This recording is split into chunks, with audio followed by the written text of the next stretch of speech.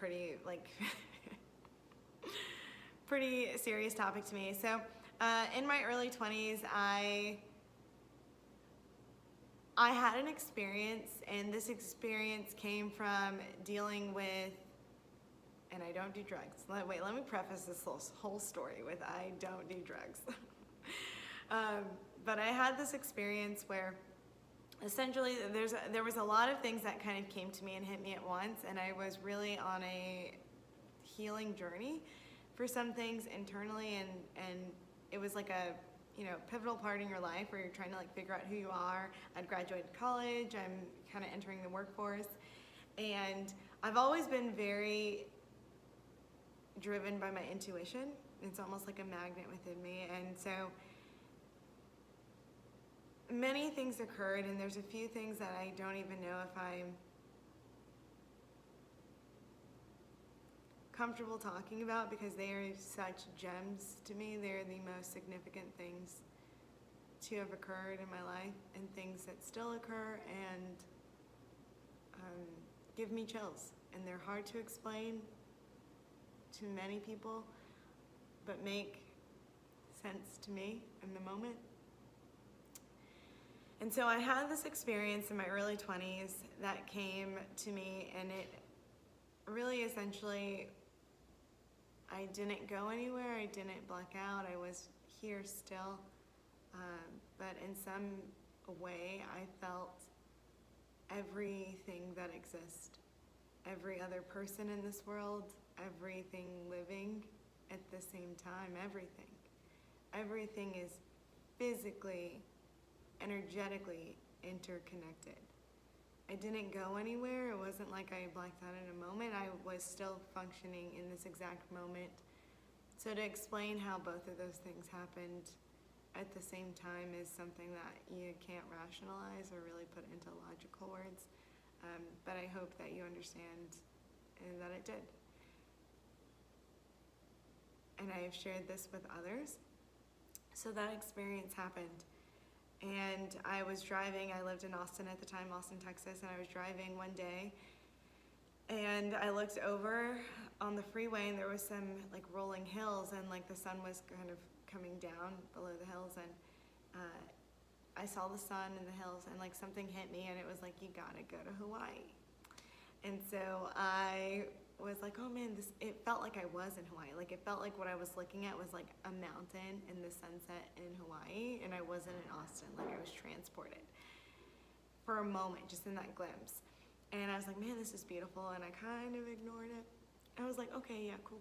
Go to Hawaii, but like I just got out of college. I don't have any money, don't have much money. How is that going to happen? I don't know. And so that week kind of continues, and I have a dream, and in my dream there is a Hawaiian woman who is kneeling down by a stream and releasing 3 flowers down the stream. And as she's releasing the flowers, each one is kind of like flowing gently down the stream. And I woke up with, and she had beautiful like flowing black hair. I woke up with this extreme sense and knowing that like I have to go to Hawaii and I need to find this stream. And so I go into work that week, and at the time my job had this rewards program where you got rewards for like referring people to this cable company, and there was a system set up to where you could like buy goods or you can get travel tickets. And so I went into work, and I always talked to the rep. He would come in, we had a great relationship, and I shared with him, I think I need to travel and go to Hawaii. And we always talked about like where we wanted to travel to. So this wasn't like a new conversation, but I was like, I just have this like strong feeling like I need to go, I'm gonna make it happen, I'm really excited. And he was like, you really should, you should do that. And he left and didn't say anything about it. And I was like, man, I need to go. I really need to go. I'm gonna figure out a way and make it happen. Later that day, I guess he had unassigned referrals. He assigned them all to my name, and I received a ton of points, and it was the perfect amount of like reward points to book my flight to Hawaii, and so I did. So I'm gonna kind of cut this part short. because it was like, I'm going, and I decided that I really didn't want to make it a friend's trip. Like, it was like, for me, I had to go. And I was in search for something, and I had not shared with anyone what I was in search of. And I wasn't even necessarily sure what I was in search of. So I booked my flight. At the time, there's 2 hurricanes headed to the island, and everyone is like, cancel, you can't go. And you're like, you don't understand. I have to go. Like, this is not an option. Me traveling by myself is not an option. Like, I'm going. This has to happen, and I feel at peace. I know I have to do this. And so I did do that, and I arrive on the island. I spend a lot of things during the week that I was there happened spiritually, but there's one really, really significant thing that I want to share with everyone. And that was, I spend the week, and I have a friend from high school who happens to be living there, and another friend who happens to fly in to see some family. And so I see them off and on during my time there, but I spend most of the week by myself, just kind of going around.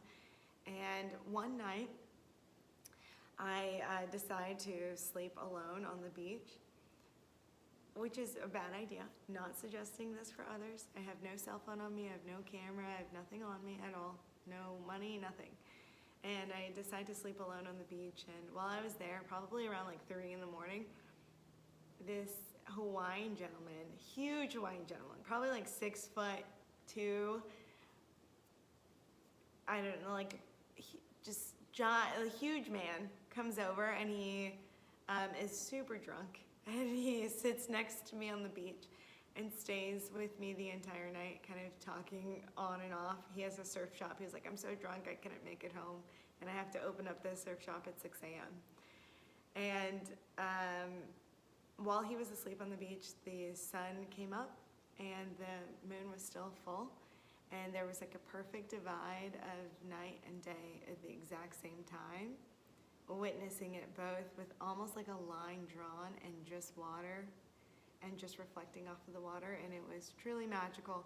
And I think him arriving and being so kind and showing me like what it truly means to be like a local, and just talking about his experience and giving free surf lessons was really awesome. The fact that I was like, I can just linger around this beach by myself, there was definitely something watching over me for this entire trip. On day like 6 of my time there, for each and every day I'm there, I'm searching this island for every stream I can find, because I feel as though I need to find this specific stream that I saw in my dream. And so I go hiking around the entire island. I look everywhere. And one day I showed up to a temple. It's a Buddhist temple that's recreated from one in Japan. And you go through like the valley of, I think it's the Valley of like Death or the Gods or something. It's a cemetery that you do to get there, and it's extremely touristy. And so this is day 5, 6, and I arrive there, and my friend decides to come with me, who's on the island as well. And I leave them while we get there. I'm like literally climbing behind the temple, looking for like streams behind the temple, and like going all around. Like, where are there lakes here? Or is there anything back there? Because I'm so dedicated to finding this stream.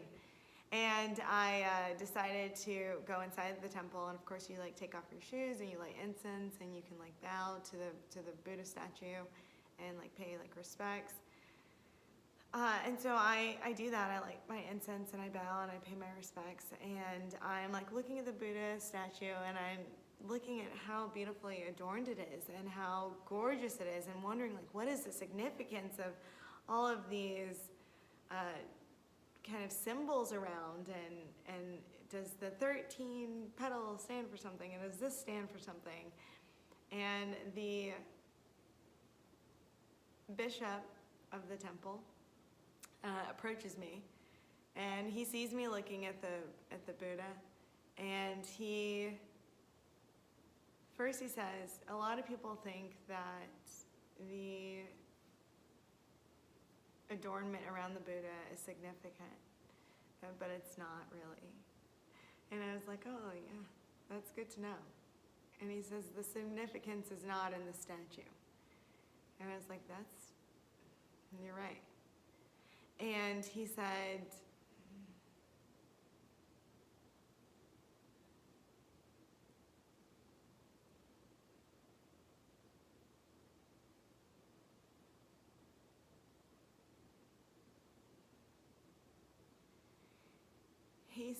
enlightened. And I said, yeah, Buddha was. And he says, no, you.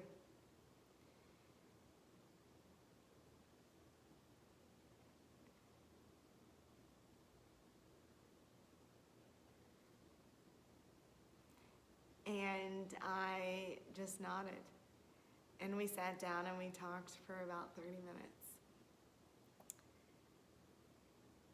And I don't even think I said much in our conversation. But the stream I was looking for was him. The months before that I had this experience, no one could have known. No one knew. No one could have put it into words or understood it. In fact, I thought, man, I must have died in like a parallel universe, and I might be dying. This might be a sign I don't know how to explain what I experienced or how I experienced it. And so after talking with him for a while, he shared the exact story that had come to me after my experience. And the one question that I had on my mind about what to do and sharing this experience and thinking if this would even make sense to others, or if I feel strong enough to share this in a pure way without my own ego or myself necessarily attached. And that story is the story of the lotus flower.